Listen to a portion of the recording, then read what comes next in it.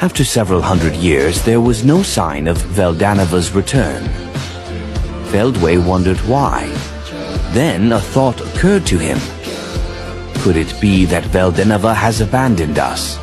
Otherwise, there was no explanation for the fact that the supposedly immortal True Dragon had not returned. If he was right, Feldway grieved and hated.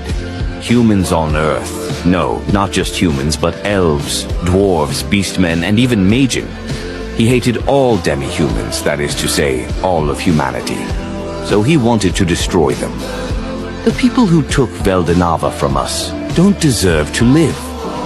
He would unite the world Veldanova had created with his own hands. And then he would condemn those who have committed the greatest crimes. That was Feldway's conclusion.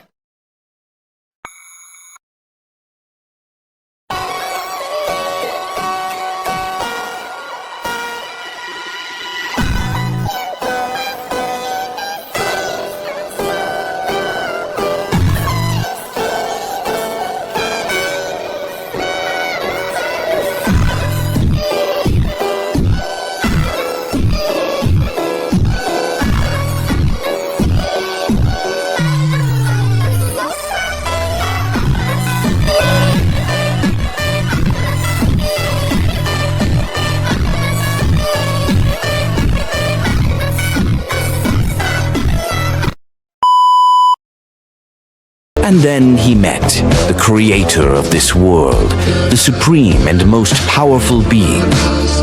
Guy was enjoying his days of peace and quiet, yet his senses were always sharpened. It was for this reason that it became immediately obvious to him. That being was Veldanova, the Star King Dragon, who had created this world. If you're the creator, then show me your power, Guy challenged boldly. He laughed fearlessly, his confidence unwavering. He did not doubt that he was the strongest and regarded challenging Veldanova as a matter of course. The result, however, was a crushing defeat. In an instant, Guy found himself sprawled on the ground, utterly without the chance to fight back. His pride, which had never wavered in its belief of his strength, was shattered into a million pieces. According to the law that dictated defeat results in servitude, Guy was meant to become Veldanova's servant. Yet his pride would have none of that. Kill me, I am satisfied. I now understand that in this world there is a higher power. There is no end to it, and I too am part of an unbroken line of reason. O great being, I am proud to have lost to you.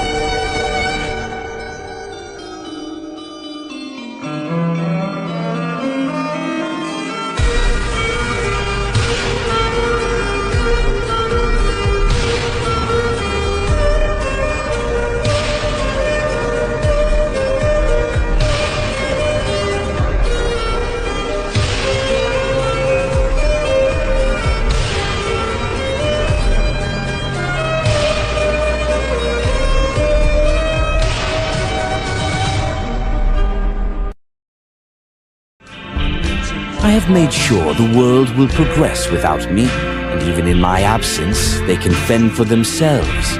That's why knowing I will die anytime soon isn't so bad. Veldanova laughed, saying he never had to deal with a lifespan until now, but to him it feels like a gift.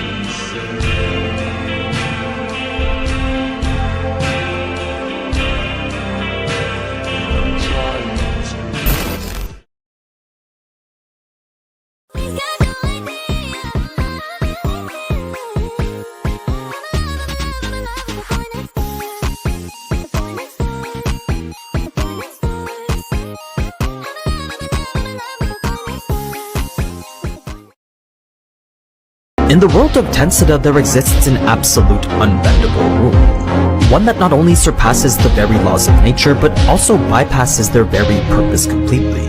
The rule I'm talking about here is the one that dictates that ultimate skills are the ultimate power. The unrivaled ability to treat the very laws of nature as nothing more than trivial suggestions. Key idea here is that an ultimate skill can only be countered by another ultimate skill.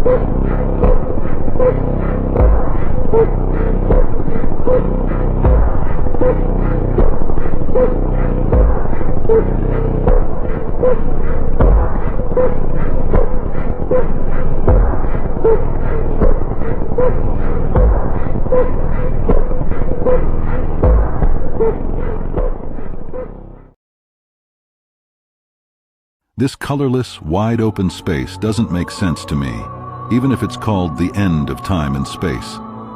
No time has passed in this place. And yet, unlike the suspended world, I could not even perceive the expansion of space, even if I manipulated the information particle. Yes, in this place, the flow of time has stopped. The expanse of space has come to an end, and according to the law of entropy, we have reached the point of emptiness. In Feldway's chronosaltation, we are transported to the far reaches of space-time.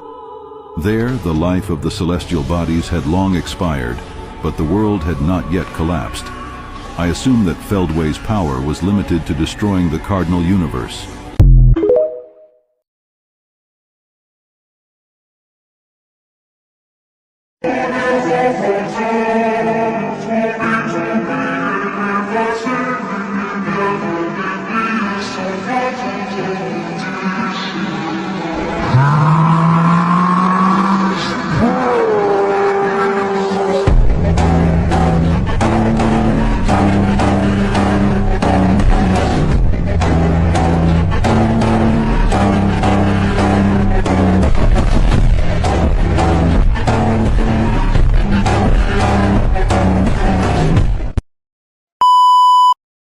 Did you know how powerful Rimuru becomes after returning from the end of space? Spoiler alert, this is his god-tier transformation. Before his exile, Rimuru was already absurdly strong enough to fight Guy Crimson, the oldest and strongest of the primordials. But after being cast into the end of space by Feldway, things changed drastically. Trapped for millions, maybe even trillions of years, Rimuru's imaginary space acted like a limitless energy reservoir. It constantly absorbed energy from the void around him, growing stronger without ever reaching a limit. The result? Rimuru evolved to a point where he could recreate the universe itself thousands of times, all within his own realm. But that wasn't the end of it. Eventually, he consumed Michael, the Archangel, gaining access to every single ultimate skill in the universe. That includes abilities to rewrite reality, override divine laws, and even ignore causality itself. By the time Rimuru escapes, he's not just a monster or demon lord anymore.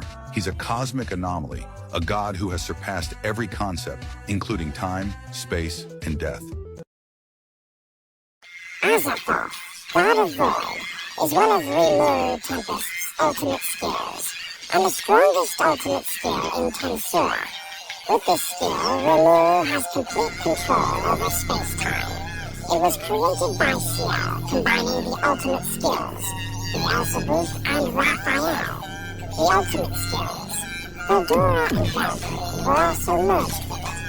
Its sub-skills are Soul Gluttony, Hypnotic Collapse, Imaginary Space, True Dragon Release, Space-Time Domination, Multi-Dimensional Barrier, Time Wrap, Imaginary Blade, and many more.